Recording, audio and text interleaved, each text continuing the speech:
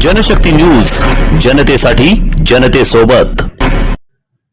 रत्नागिरी जिल्ह्यातील प्रसिद्ध पर्यटन स्थळ गणपतीपुळे येथे शनिवार दिनांक 20 जून रोजी सकाळी घडलेल्या समुद्र दुर्घटनेत संभाजीनगर येथील एका युवकाचा मृत्यू झाला असून अन्य 4 जणांचा शोध दुसऱ्या दिवशीही सुरू आहे।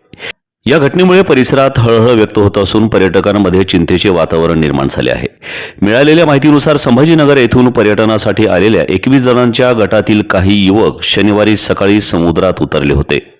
या प्रसंगी समुद्रातील जोरदार लाटा आणि पाण्याच्या खोलीचा अचूक अंदाज न आल्याने 8 जण समुद्राच्या प्रवाहात अडकले। त्यापैकी 3 स्थानिकांच्या मदतीने सुरक्षित बाहेर काढण्यात यश आले आहे, तर 5 जण समुद्रात बेपत्ता झाले। घटनेची माहिती मिळताच स्थानिक पोलीस, महसूल प्रशासन, बचाव पथके आणि इतर यंत्रणा घटनास्थळी दाखल झाल्या। तत्काळ शोध आणि बचाव मोहीम सुरू करण्यात आली। आज रविवारी सकाळी एका युवकाचा मृतदेह समुद्र किनाऱ्यावर आढळून आला।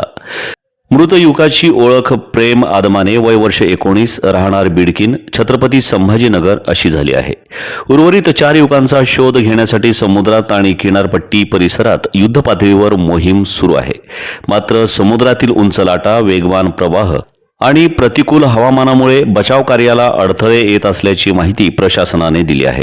या दुर्घटनेनंतर गणपतीपुळे परिसरात सतर्कता वाढविण्यात आली असून पर्यटकांना समुद्रात उतरताना विशेष काळजी घेण्याचे आवाहन करण्यात आले आहे।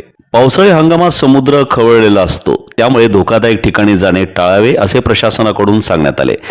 दरम्यान बेपत्ता 4 युवकांचा शोध सुरू असल्याने त्यांच्या कुटुंबियांची चिंता वाढली आहे। शोध मोहीम पूर्ण होईपर्यंत प्रशासनाकडून नियमित माहिती दिली जाणार असल्याचे अधिकाऱ्यांनी स्पष्ट केले आहे।